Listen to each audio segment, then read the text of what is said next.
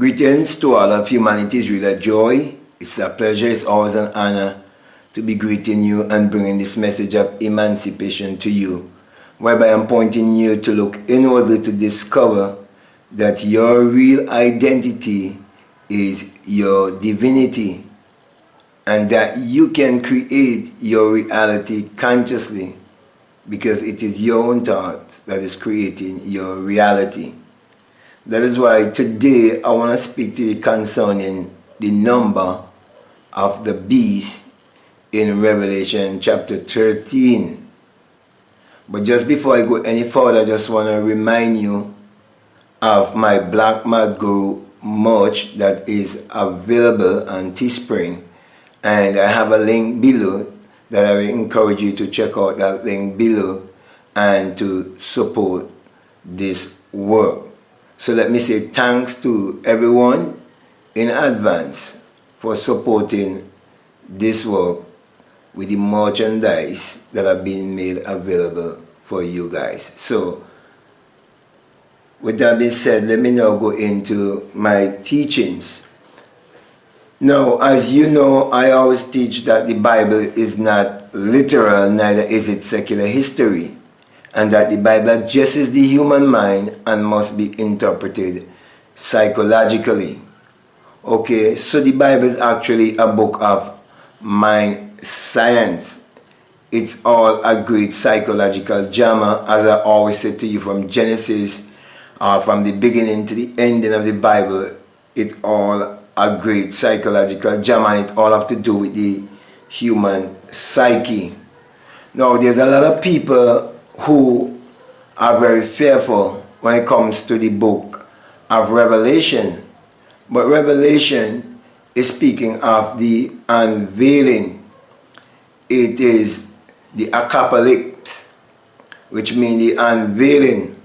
So if something is going to unveil, it is because it was first hidden. Now, everything that's in the Bible, it is encrypted and must be decrypted. Okay? And that is why the last book is called Revelation. And it's all a vision. And it's all about you. So when you read Revelation chapter 13, if you get caught up in all of the other verses and miss the main verse, which is verses 18, then you miss the whole thing. Now, one of the first things I want you to know is that 13 is 1 plus 3, which equals 4, and 4 is dealing with your awareness, your consciousness. And 18 is 1 plus 8, which is a 9. And 9 is completion. 9 is the highest number there is. There's no number higher than 9. Coming to your higher self. The awareness, the consciousness of knowing your true self, your higher self. When you come to the 9th power, that's when you come into your divinity.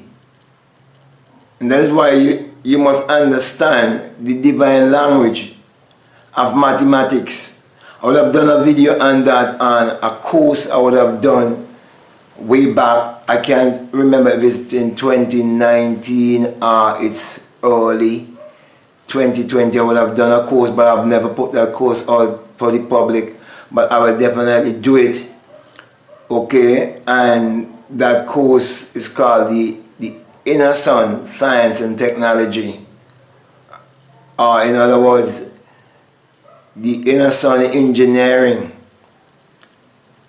And I think I would have done about maybe 9 or so videos. I can't quite remember. I have to go back over those videos and put some other things in place and have that course available to people who would like to have that course, because the inner sun science and technology will teach you a lot of things in terms of how to really manifest and why things do manifest and how things work, and bring everything I'll be teaching you, you know, to a way whereby it is so simple that you can see everything that I'm saying in nature right before your very eyes. Okay, so yes, in verses 18 it says to you that here is wisdom. So everything that you've been reading, it's a riddle, it's a parable, but now it is giving you a clue and it's saying here is wisdom. And wisdom is applied knowledge. It is only when you put certain things into operation that you have learned and you get the result, then it brings you that experience that is true wisdom, because you know by experience, not by based on what someone else would have said. That is just regurgitating things and what I refer to as parrotism, just saying what you hear someone else say. It says, let him that hath understanding. So wisdom and understanding goes together. Let him count the number of the beasts. So here it is teaching you to understand energy, vibration and frequency, and to understand numerology also. To understand that the Bible is a book of symbology. Here it is teaching you the metaphysics of the Bible also. The beast is speaking of a power. And there's only one power, which is the creative power in each and every one of us. And that is why you must come to this ninth power to discover your true identity, to be your divinity. And as I would have said before, and to understand that everything is energy, vibration and frequency. Okay? For it is the number of a man. This number of the man that it is speaking about is the component of your true self, which is your invisible self, and it has a number, and his number is 600, 6, which is 666. And many refer to the 666 as 6 neurons, 6 protons, and 6 electrons. And truly we are electrical and magnetic. And when you come in to discover your higher self, you discover all of these things. And you will realize that there is an intelligence, and that intelligence holds all the power of your true self. That is why it is said that this mark would be in your forehead, your place of divine revelation, the place of inspiration, and your right hand, the place of authority. So my brother and my sisters, it's all a parable, and it have nothing to do with anything evil. So there's nothing for you to be afraid of. It is just speaking of your higher self. You will not be able to buy and sell. You will not be able to understand the law of compensation.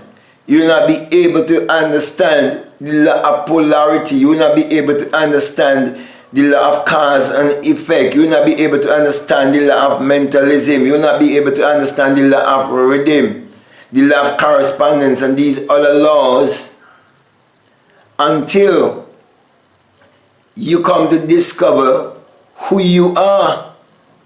And that's the power that it is speaking about. It's the number of a man. The number 9 is your divine self.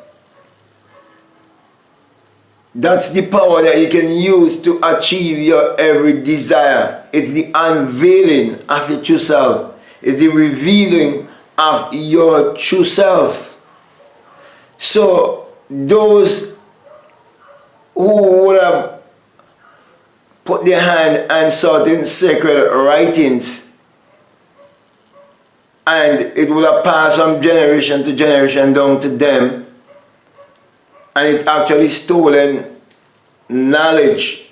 They've been using it against the masses to keep the people in fear and to keep them controlled.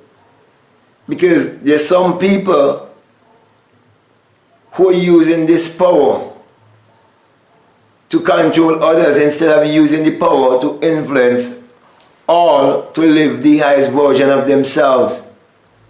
So my brothers and my sisters, do not listen to the theologians and the preachers when they try to make you think in terms of fear concerning the book of Revelation. Okay? At some other time, I will definitely go more deeper into the book of Revelation and go into some serious Bible studies with you to show you that you must unveil your magical self, and you must also get into a magical state to activate the power to achieve your every desire.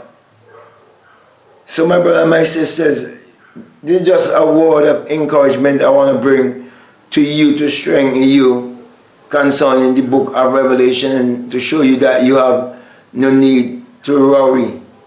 Those who have wisdom and those who have understanding, those who understand that the Bible addresses the human mind and must be interpreted psychologically, will realize that there's nothing that is written in the book of Revelation that you should fear. For truly, when your own self have been revealed to you, you would have no fear, because love casts out all doubt and all fear, and you put the devil, which is self-doubt, under your feet, because you would not be embracing negativity. You'll be thinking positively all your life, because you have learned to look inwardly and know that you can create your reality consciously, because it is your own thought that is creating your reality, and you can create your reality consciously. For as a man thinketh in his heart, so is he. So with that being said, my brother and my sisters, I want to thank you very much, and I want to say, if this is the very first time that you're listening to me and what I'm saying to you, that it really makes sense to you, it's resonating with you, I would like to say, if you haven't subscribed already, to subscribe, to like, to comment, to share this video. But before I leave, I just want to remind you that this message I bring to you, that it is the single eye message of self-realization, of which Matthew 6:22 says that if your eye be single, your whole body be full of light. And truly my whole body was filled with light when that single eye awakes within me, and I awake from the dream of life and change from mortal to immortality in a twinkling of an eye. That is why I always say to you, when you have the experience, you will realize that it is the rising of the S-U-N in a S-O-N, and that it is the dawning of a new day in your life. For the sun parallels the human imagination, and the human imagination parallels the sun. For without the sun, there is no life and there is no light. And without the human imagination, there isn't anything made that was made.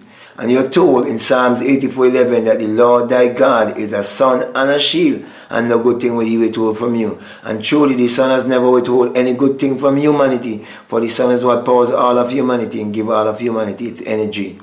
Then in Malachi chapter 4 and verses 2, you're told also that the Son of Righteousness shall arise in you with healing in his wings. And truly when the Son has risen in me, I'm bringing healing to humanity, pointing each and every one to look inwardly and to use your mind power, which is your solar power, your sun power, your God power, your creative power, to achieve your every desire. For this whole experience is the unveiling of the 666 in you, the number of your higher self. So with that being said, my brother, my sister, I want to say peace, love you all, I'm out.